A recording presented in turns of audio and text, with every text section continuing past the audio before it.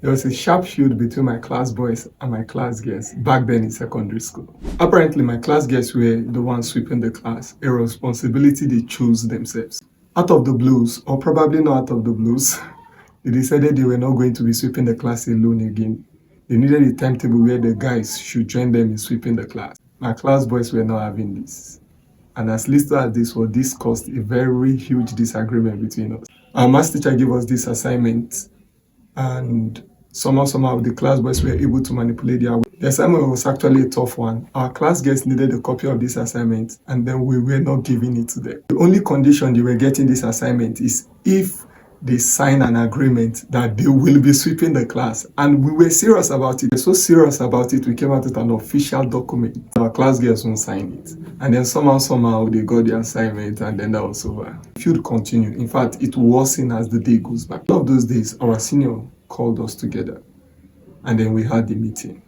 And after saying so many things, he came up with a solution that none of us thought of. He said we are senior students. We actually can appoint any junior to sweep our class.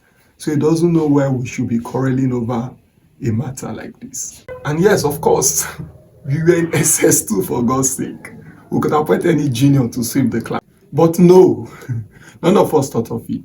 But you see, this is not just about our secondary school feud. This is what happens every day of our life. When there are disagreements, there is a way it blinds or limits our views to solutions. In most cases, we are interested in defeating the opponent than even finding a solution. Disagreement is bound to happen when two or more people stay together, but there is always a common ground if we are optimistic enough. If you always feel the opponent is totally wrong during a disagreement, then you are probably the problem. Like I and my secondary school classmate then, we couldn't actually see the win-win options because we were just interested in defeating the opponent. Sometimes in winning the war, you lose the peace.